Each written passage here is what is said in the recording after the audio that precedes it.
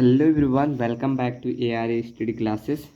सो guys, जैसा कि हमारा आज 16वां लेक्चर है जिसमें हमने पहला चैप्टर और दूसरा चैप्टर पूरे रूप एकदम ख़त्म कर दिया।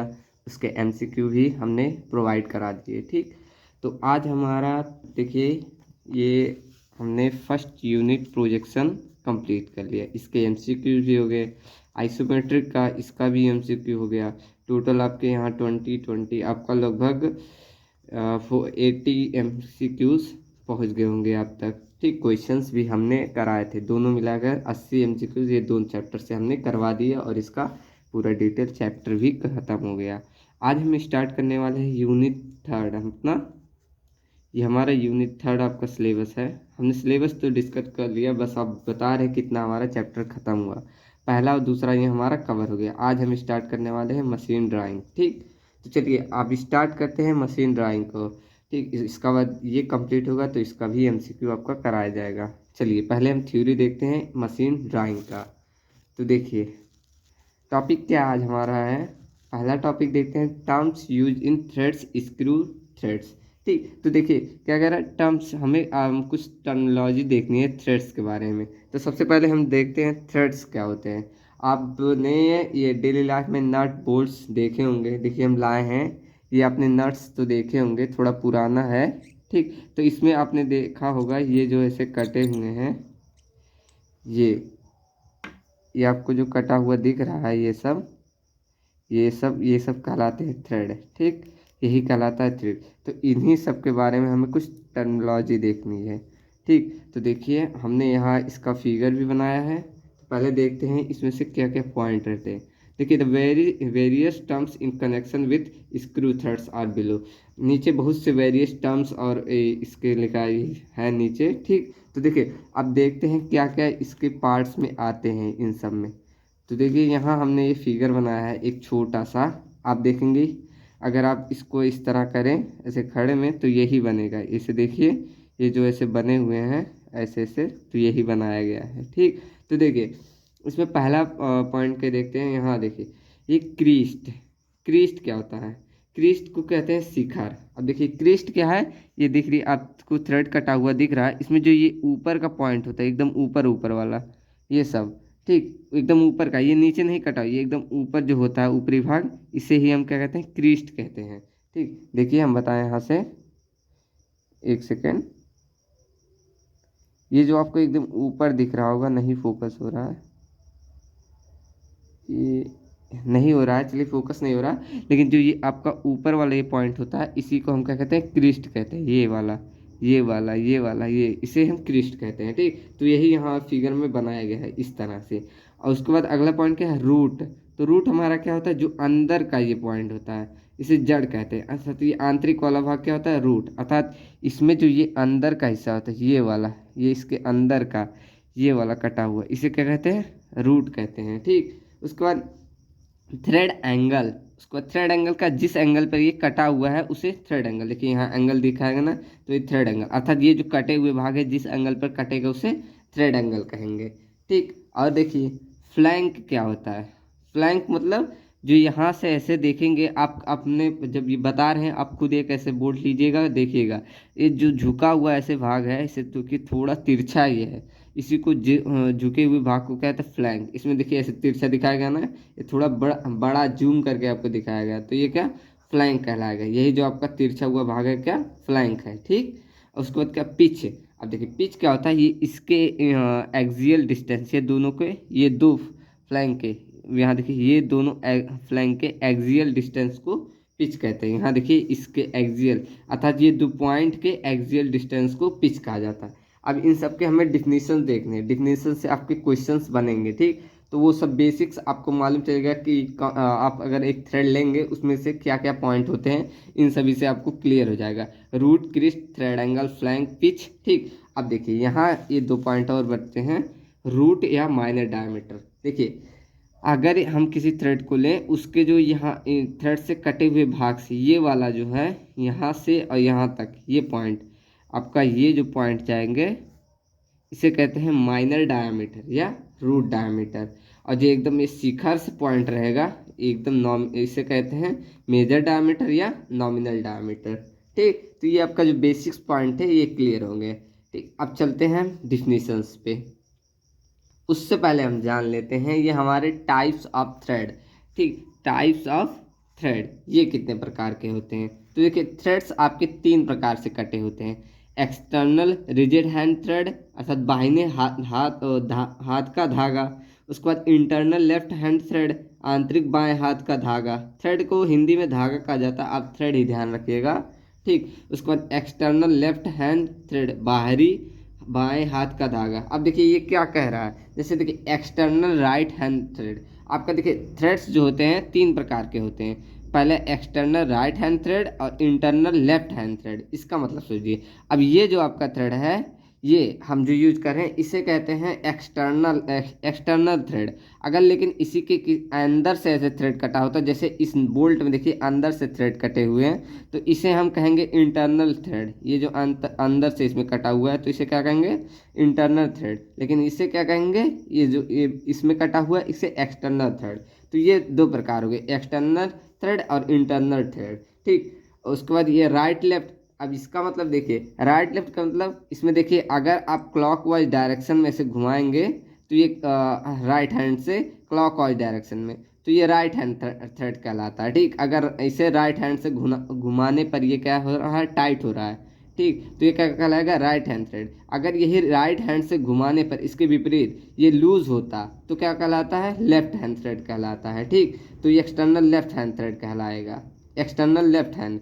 और इंटरनल में सिर्फ एक ही होता है, एक्सटर्नल लेफ्ट हैंड थ्रेड, और इसे राइट हैंड भी होता है। ठीक, तो ये 4 प्रकार, लेकिन 3 ही आपका दिया गया था, 3 लिखे गया है। ठीक, तो 3 ये हो गया आपका, क्लियर हो गया ना, क्या external right hand thread, external left hand, इससे क्लियर हो गया क्या। अगर ये एक्सटर्नल ये थ्रेड है हमारा, इसमें अगर राइट से टाइट हो रहा है तो एक्सटर्नल राइट हैंड थ्रेड, अगर राइट से हमारा लूज हो रहा है तो क्या, एक्सटर्नल लेफ्ट हैंड थ्रेड। और उसके बाद internal thread left hand thread क्या होता है, इसमें क्या होगा, अंदर से थ्रेड्स कटे होते हैं, तो वो हमारा हो जाता है इंटरनल लेफ्ट एंड राइट। ठीक, इस प्रकार से आपका ये 3 प्रकार से बनते हैं थ्रेड्स। ठीक, थ्रेड्स मतलब यही कटे हुए भाग आपका 3 प्रकार से डिवाइड होता है। ठीक, तो चलिए अब देखते हैं इसके कुछ डिफिनीशंस, इंपॉर्टेंट है ये सब। तो देखिए पहले हम जान लेते हैं एक्सटर्नल थ्रेड के बारे में। अब देखिए एक्सटर्नल थ्रेड क्या होता है, पहले इसी के देख लेते हैं क्या होता है। It is a continuous helical groove or rigid cut along the external surface of the cylinder. ठीक, अब वही कह रहा है कि एक कंटिन्यूअस, अब देखिए कंटिन्यूअस तो इसमें है, इसमें कंटिन्यूअस हेलिकल ग्रूव, ये ग्रूव दिए गए हैं, अर्थात इसमें खांचा कह सकते हैं, इसका ग्रुप दिए गए हैं उसी का एक्सटर्नल सरफेस पे। इसका ये देखिए एक्सटर्नल सरफेस ही तो है, एक्सटर्नल सरफेस पे जो ग्रुप दिया जाता है उसे ही क्या, एक्सटर्नल थ्रेड कहते हैं। एग्जांपल में थ्रेड्स और बोल्ट, स्टड्स और या स्क्रू कह सकते हैं। ठीक, तो ये हमारा एक प्रकार का बोल्ट ही है। ठीक, तो इसमें एक्सटर्नल थ्रेड है, ये हमारा एक एक्सटर्नल थ्रेड है। ठीक, तो ये क्लियर है। अब हिंदी में देखिए, यह सिलेंडर की बाहरी सतह के साथ काटा गया एक सतत पेचेदार खांचा या रिज है, उदाहरण के लिए बोल्ट, स्टड, स्क्रू आदि। ठीक, ये आपको उदाहरण ध्यान रखना है, ये इंपॉर्टेंट है, पूछ सकता है इसी पे। स्क्रू किस प्रकार का थ्रेड है, बोल्ट किस प्रकार का, इंटरनल या एक्सटर्नल। ठीक, तो उसमें फिगर ऐसे दिखा देगा। अब एक पॉइंट और ध्यान रखना है कि क्लॉकवाइज में आपका क्या रहता है, एक्सटर्नल राइट हैंड थ्रेड, और एंटी क्लॉकवाइज अगर आपका टाइट हो रहा है तो वो क्या कहलाएगा, लेफ्ट हैंड। ठीक, ध्यान रखना है कि अगर राइट हैंड से उसे टाइट कर रहे हैं, क्लॉकवाइज टाइट हो रहा है तो क्या, राइट हैंड, अगर एंटी क्लॉकवाइज हो रहा है तो लेफ्ट हैंड। ये क्वेश्चन आता है। ठीक, ये सब मेन पॉइंट है, ध्यान रखना है। ठीक, चलिए अब इंटरनल थ्रेड देखते हैं।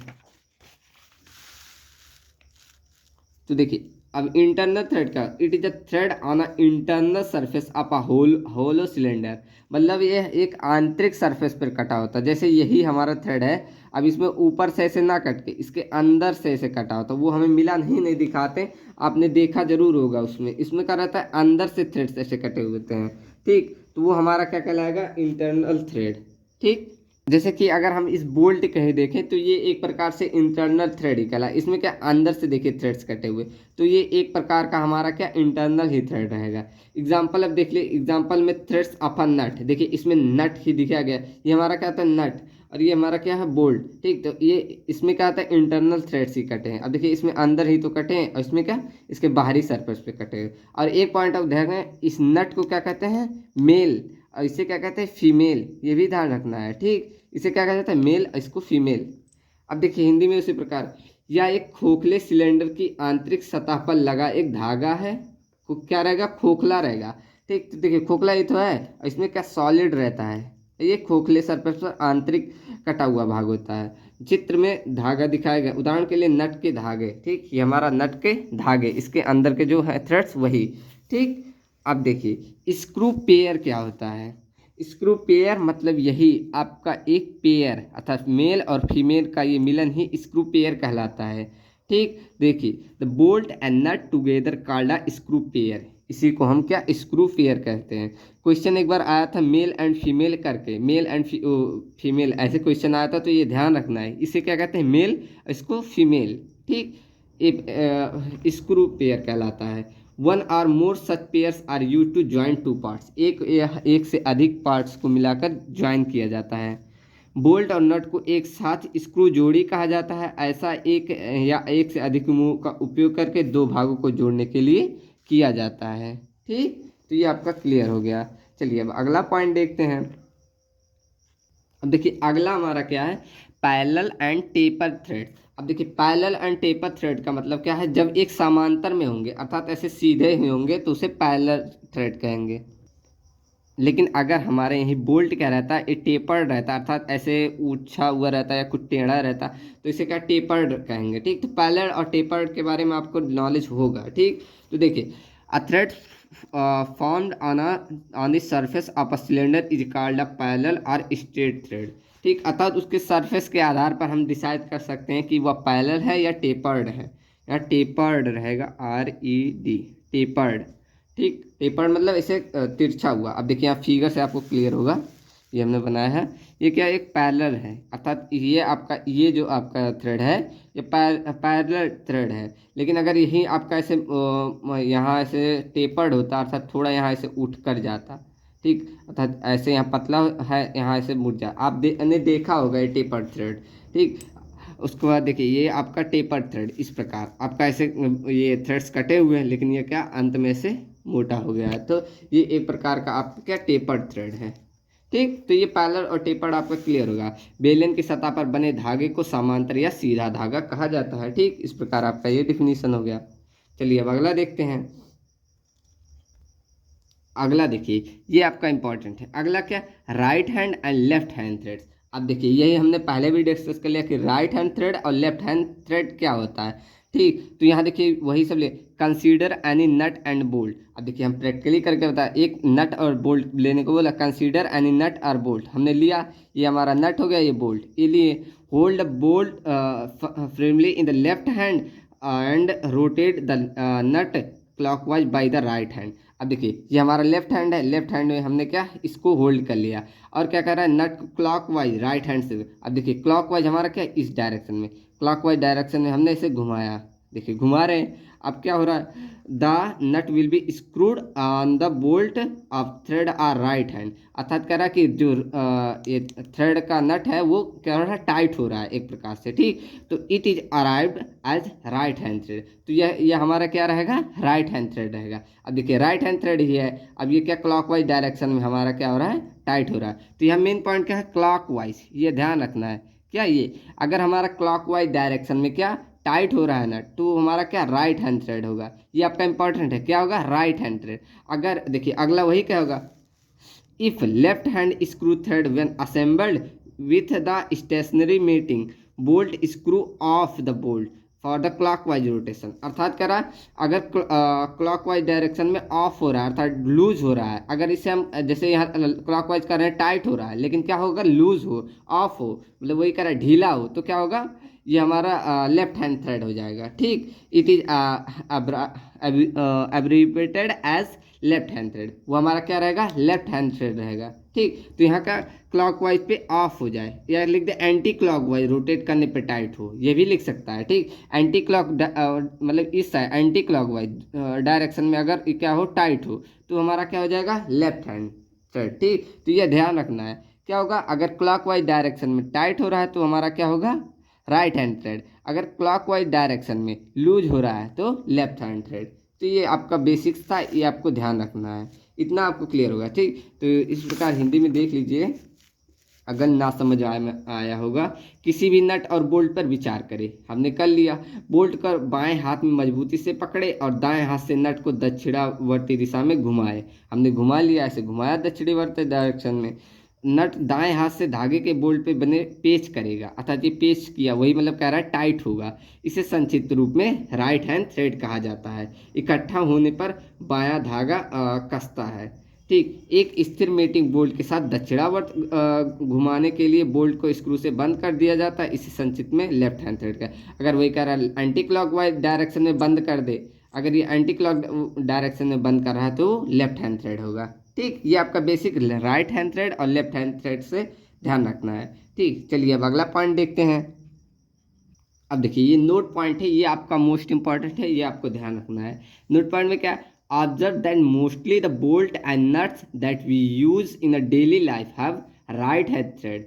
हम अपने जो डेली लाइफ में ज़्यादातर यूज करते हैं वो हमारा क्या रहता है, राइट हैंड। अब देखिए हमने ये जो जहाँ से लाया ये क्या, राइट हैंड। आप जहाँ भी देखेंगे ज़्यादातर आपको right hand, left hand thread आपको बहुत कम मात्रा में मिलेगा। ठीक, अभी उसको बताएंगे कहाँ मिलेगा। ये क्वेश्चन आज डेली, जैसे मशीन के पार्ट्स हो गया, ये कोई भी देगा, पूछेगा कौन सा थ्रेड है, कोई सिंबल भी दे देगा, क्लॉकवाइज डायरेक्शन में आपका मशीन का पार्ट्स घूम रहा है तो वो कौन सा थ्रेड होगा, लेफ्ट हैंड राइट हैंड, ऐसे क्वेश्चन आते हैं। ठीक, तो ये आपको ध्यान रखना है कि मेजरली आपका जो डेली लाइफ में यूज होता है वो कौन सा, राइट हैंड थ्रेड रहता है। Also be observe that all the jewellery making pieces have left hand thread. अब ये ध्यान रखना कि ज्वेलरी जो बनती है उसमें जो कसे जाते हैं वो क्या रहते हैं, लेफ्ट हैंड थ्रेड के रहते हैं। ठीक, ये ध्यान रखना है। अब जाकर आप ज्वेलरी कोई लीजिएगा घर में तो आप चेक करिए कौन सा होता है, उसमें लेफ्ट हैंड ऐसे कसाएगा। ठीक, उसमें राइट हैंड से नहीं, ऐसे लेफ्ट करेंगे, लेफ्ट की तरफ करेंगे तब आपका वो टाइट होगा। ठीक, उसमें छोटे छोटे रहते हैं स्क्रू, आप देखेंगे जैसे कि ये आपका इसमें देखिए लगा हुआ है, ये भी आपका क्या कर रहा है, राइट हैंड ही है। देखिए इसमें एंटी क्लॉच कर रहे हैं तो ये लूज हो रहा है, लूज हुआ ना। अब लेकिन यही क्लॉक वाइज कर रहे हैं तो ये इसमें क्या टाइट हो रहा है, ना, देखिए इसमें टाइट हो रहा है। ठीक, तो इस तरह आपको ध्यान रखना है कि लेफ्ट हैंड आप उसमें जाकर करेंगे ज्वेलरी में तो उसमें क्या करेंगे, आप जब लेफ्ट में करेंगे तो वो ऐसे टाइट होगा। ठीक, तो ये आपका ध्यान रखना है।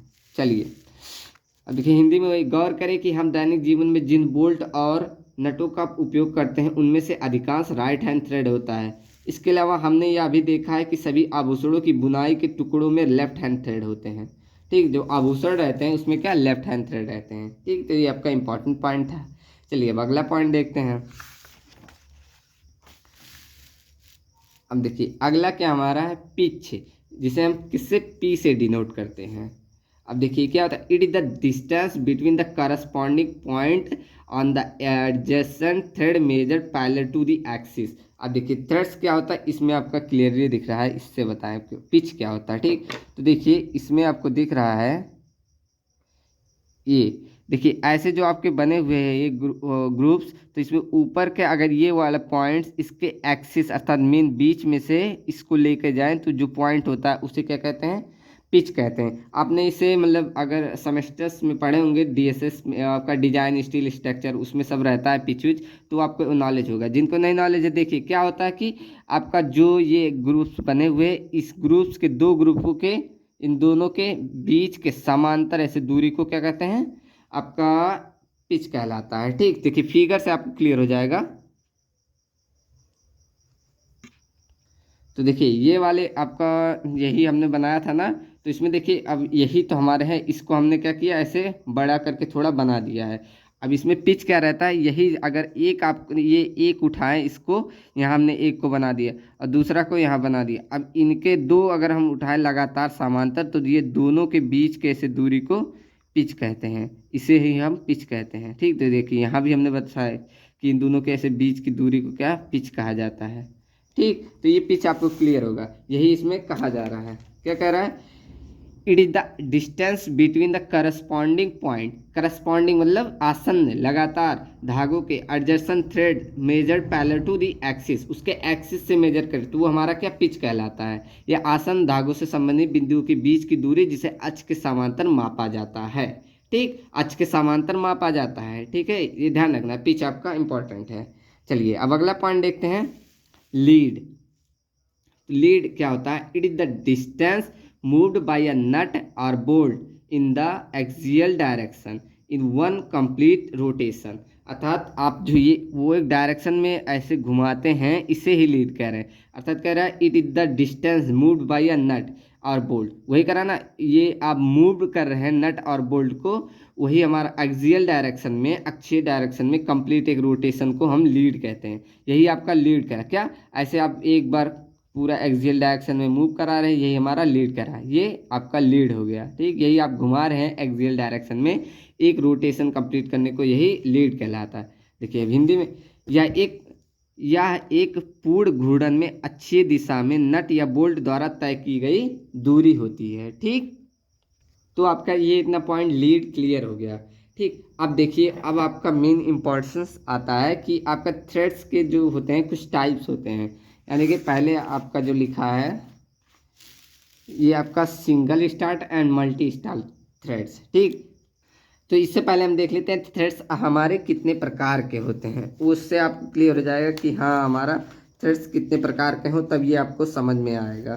ठीक, तो देखिए थ्रेड्स आपके कितने प्रकार के होते हैं, आपका इस ग्राफ से जो है पूरा क्लियर हो जाएगा थ्रेड्स कितने प्रकार के हैं। देखिए थ्रेड्स आपका देखिए दो प्रकार के होते हैं, फर्स्ट सिंगल स्टार थ्रेड, दूसरा मल्टी स्टार थ्रेड। अभी हम डिफिनीशन देखेंगे, पहले देख ले टाइप कितने होते हैं। सिंगल स्टार थ्रेड आपका एक ही है, सिंगल, इसमें क्या होता है, लीड इक्वल टू पिच होता है। ठीक, लेकिन मल्टी स्टार थ्रेड में दो प्रकार के होते हैं, कौन, डबल स्टार थ्रेड और उसके बाद ट्रिपल स्टार थ्रेड। डबल, अब देखिए इसमें इसका क्या मतलब है, सिंगल स्टार थ्रेड में मतलब एक ही थ्रेड्स रहेंगे, ऐसे मतलब ये जो थ्रेड्स बने हैं एक ही ऐसे रहते हैं। ये आपका डबल स्टार्ट है, इसमें देखिए ऐसे दो, या एक इधर से और एक इधर से, दो प्रकार से ऐसे बना हुआ है। और आपने कभी कभी ट्रिपल भी देखा हो, ट्रिपल में तो हमने भी नहीं देखा जल्दी, लेकिन होते हैं। ठीक, तो ये आपका कभी कभी तीन बना रहता है, उसे मल्टी स्टार, सिंगल और डबल मैंने देखा है। ठीक, तो इस प्रकार ये सिंगल डबल थ्रेड्स होते हैं इसमें। ठीक, तो ये आपका इस यही कह रहा है कि थ्रेड्स आप जो ये कटा हुआ है ये कितने प्रकार के होता है, तो ये मेनली ये दो प्रकार के, सिंगल स्टार थ्रेड और मल्टी स्टार। मल्टी स्टार में क्या, दो प्रकार के, कौन, डबल स्टार थ्रेड, इसमें क्या होता है, lead equal to two pitch, मतलब दो प्रकार से पिच कटा होता है, ये आपका इंपॉर्टेंट है। Two P, L equal to two P, triple में L equal to three P, P और यल क्या है इसमें, यल इक्वल टू लीड होता है, पी इक्वल टू पिच। ठीक, तो ये आपका टाइप्स क्लियर होगा कि हाँ कितने टाइप के होते हैं, मेनली दो प्रकार, single star thread, multi star, multi में डबल और ट्रिपल। ठीक, अब चलिए इसका डिफिनीशन देख लेते हैं। तो देखिए आपका single start and multi star threads क्या होते हैं, when only one helix forming the threads runs on a cylinder it is a single star thread। मतलब जब इस हेलिक्स पे एक ही फॉर्म में मतलब रन कर रहा हो, एक ही बना हो सिलेंडर में, तो उसे सिंगल स्टार। लेकिन अब देखिए if more than one helix run on the cylinder, यदि एक से अधिक और रन हेलिक्स रन कर रहा हो, अर्थात आप ऐसे उसे करेंगे तो जल्दी जल्दी, अगर एक से अधिक कटा होगा ना तो उसमें क्या होगा, फास्ट ऐसे मतलब कसा होगा ये नेट।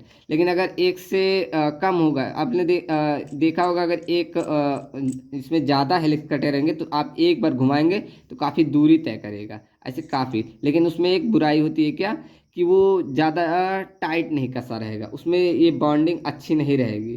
ठीक, लेकिन सिंगल में ये अच्छा रहता है।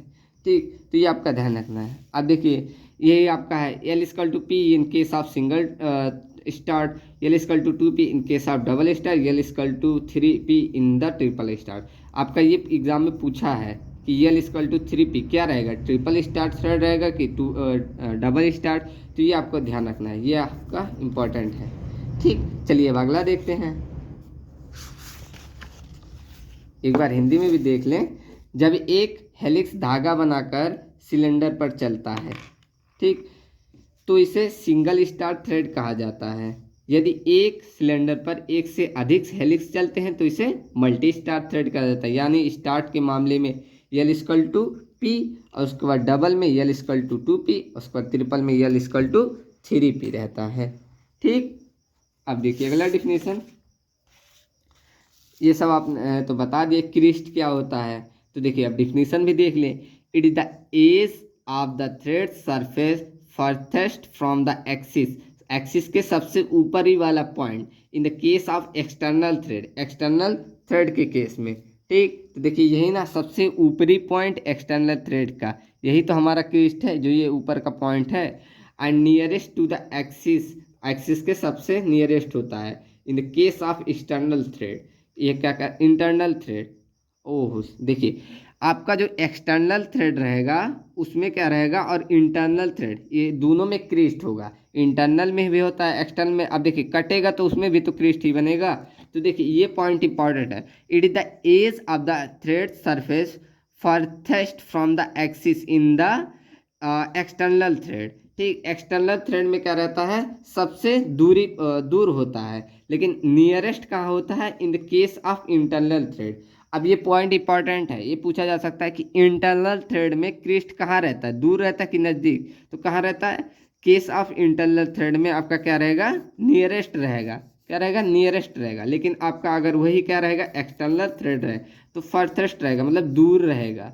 ठीक, अर्थात दूर उस बनेगा। ये क्रिस्ट पॉइंट क्या रहता है, दूर रहता है। लेकिन अगर वही आपका क्या रहे, इंटरनल थ्रेड रहे, तो क्रिस्ट कहाँ रहेगा, नज़दीक रहेगा एक्सिस से, एक्सिस से। ठीक, देखिए या धागे की सतह का वह किनारा है जो बाहरी धागे के मामले में धुरी से सबसे दूर होता है और आंतरिक धागे के मामले में या धुरी के सबसे नज़दीक होता है। ठीक, अगर वही हमें कहा ना कि अगर क्या रहे, बाहरी धागा रहे तो धुरी के सबसे दूर होगा, लेकिन वही आंतरिक रहे तो धुरी के सबसे नज़दीक होगा।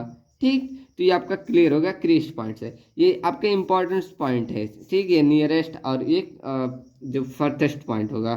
ठीक, चलिए ये क्लियर होगा। अब देखिए आगे रूट क्या होता है। रूट तो हमने बता दिया क्या था, अब देख लीजिए क्या होता है, ये देख लें।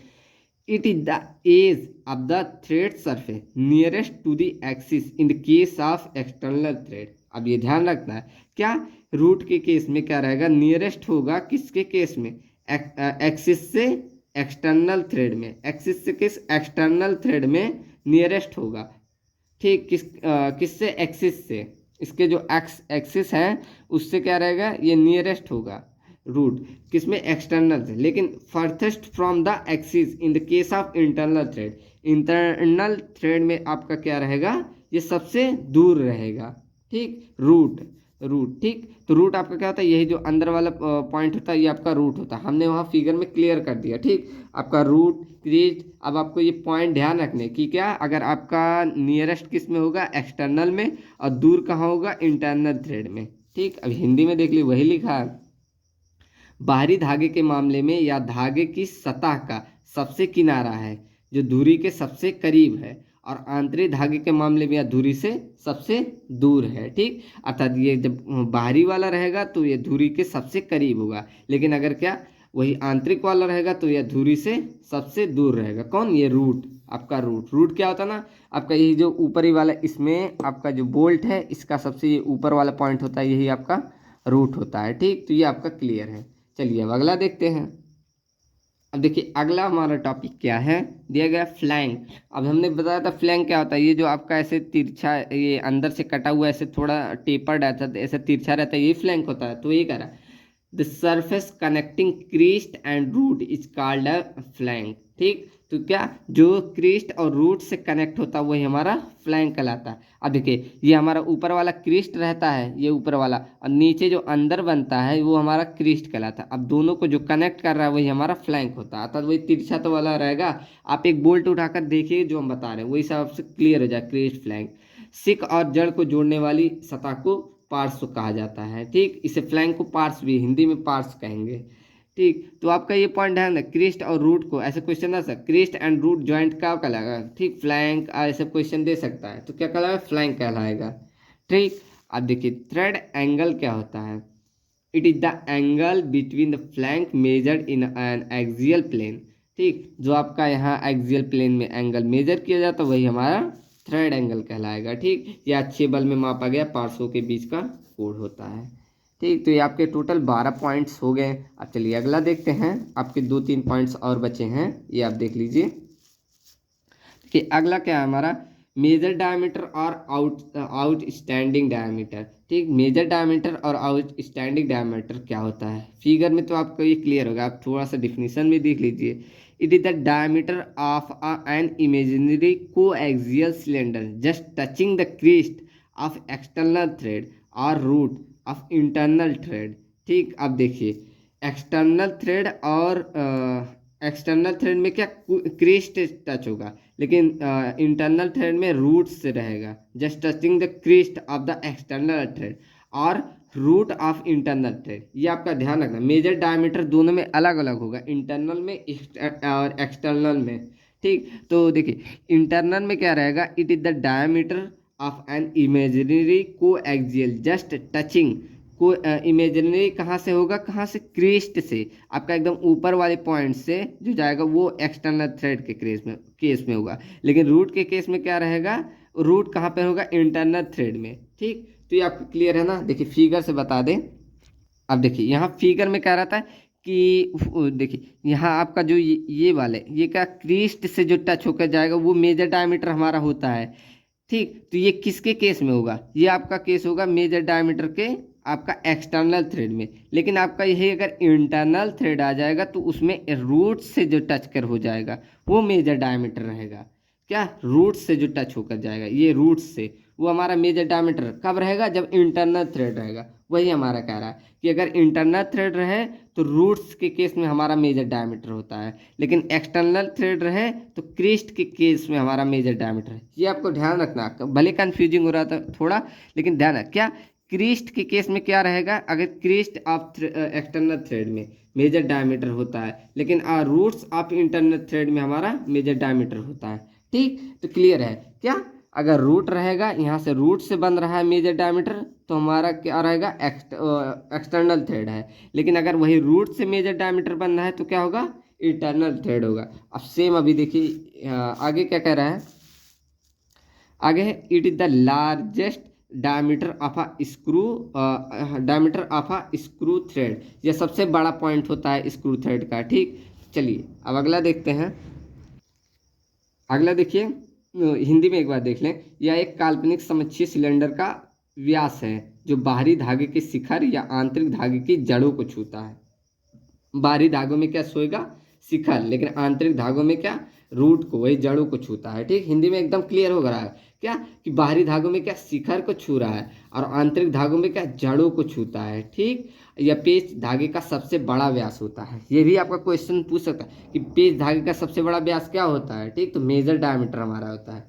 अब देखिए माइनर डायमीटर उसी प्रकार, अब माइनर डायमीटर सेम अपोजिट हो जाएगा। अभी देखिए क्या, माइनर डायमीटर और रूट डायमीटर और कोर डायमीटर, इसे तीन प्रकार से कैसे है, माइनर डायमीटर, रूट डायमीटर और कोर डायमीटर। अब देखिए it is the diameter of an imaginary coaxial cylinder just touching the root of external thread. External thread में क्या, रूट से जाएगा।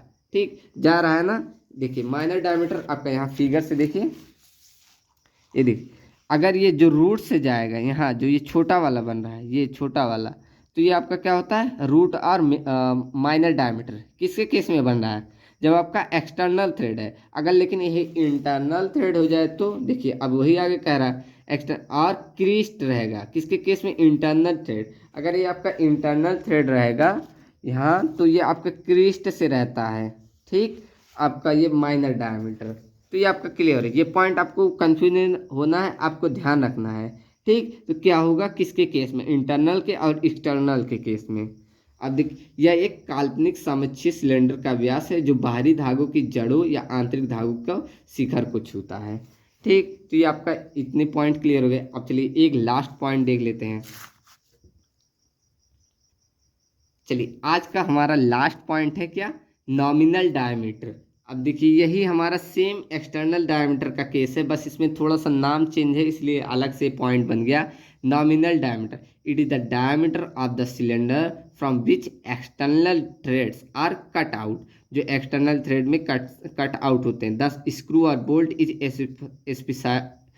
Specified by the diameter. देखिए यह सिलेंडर का व्यास है जिससे बाहरी धागे काटे जाते हैं। स्क्रू बोल्ट इस व्यास द्वारा निर्देशित किया जाता है। ठीक, अर्थात इसी के द्वारा ये हमारा जो ये होता है, यही हमारा इसका व्यास अगर डिसाइड करें, ये सबसे पहला पॉइंट जो काटा गया है, यहाँ देखिए सॉरी, ये जो आपका ये पहला पॉइंट यही काटा गया है, यही हमारा नॉमिनल डायमीटर होता है। ठीक, यही कह रहा है।